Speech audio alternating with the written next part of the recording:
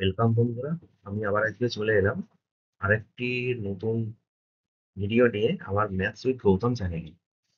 আমার আগের ভিডিওতে আমি বলেছিলাম যে পরের ভিডিওতে আমরা বা পরের দিন আমরা দুটি মূলত সংখ্যার মধ্যেকার মূলত সংখ্যা কিভাবে নির্ণয় করতে হয় সেটি দেখাবো। তো আজকে সেরকমই একটি উদাহরণ নিয়ে আমি চলে এসেছি, যেখানে একটি অঙ্ক আমরা নিয়েছি, সেটি হলো 3/5 ও 4/5 এর মধ্যে 5টি মূলত সংখ্যা নির্ণয় করা। আমরা কি জানি 3/5 ও 4/5 দুটোই মূলত সংখ্যা। তো এর মধ্যে 5টি মূলত সংখ্যা যদি নির্ণয় করতে হয় তাহলে কিভাবে করব? তো এক্ষেত্রে আমরা ধরে নিতে পারি x মানে 3 এর 5, y মানে 4 এর 5 এবং n = 5, যেহেতু 5টি মূলত সংখ্যা নির্ণয় করতে দিচ্ছে। এবং যথারীতি y গ্রেটার দ্যান x, মানে x এর থেকে y বড়। তাহলে সেক্ষেত্রে d = y - x/n+1।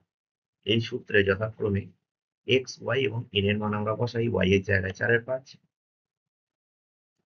সরি, হ্যাঁ, y এর জায়গায় 4 এর 5 এবং x এর জায়গায় 3 এর 5 বসিয়ে দিলাম এবং n এর জায়গায় 5 বসিয়ে দিলাম। বসিয়ে দিয়ে সেটিকে যদি আমরা সিম্পলিফাই করি তাহলে আমরা d এর মান পেয়ে যাব, যেটা হবে 1/30। এবার যদি 5টি মূলত সংখ্যা নির্ণয় করি তাহলে তার মধ্যে প্রথমটি হবে x প্লাস d। x মানে 3 এর 5 আর d মানে 1/30। তাহলে 3 এর 5 যোগ 1/30 আমরা মানগুলো বসিয়ে দিলাম।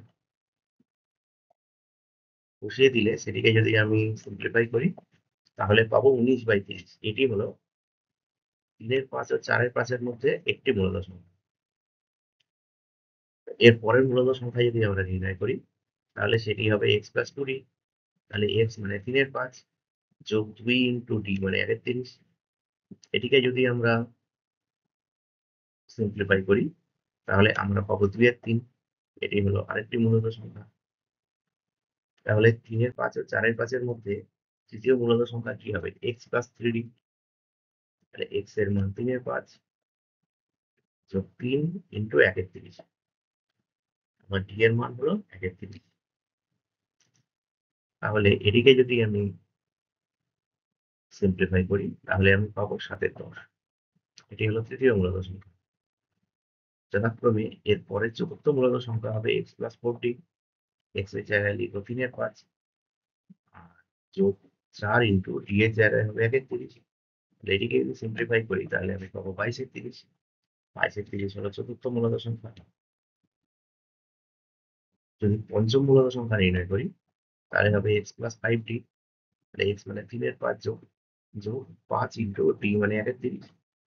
সেটিকে যদি আমরা সিম্পলিফাই করি পেয়ে যাবো 23/30। তাহলে 3 এর 5 ও 4 এর 5 এর মাঝখানে আমরা 5টি মূলত সংখ্যা পেয়ে গেলাম। এভাবে খুব সহজেই, just simple formula d = y - x/n+1। এই ফর্মুলাতে আমার x, y এবং d এর মানগুলো পুট করলে, n এর মান পুট করলে আমরা মূলত সংখ্যাগুলো পেয়ে যাব এবং খুব সহজেই পেয়ে যাব।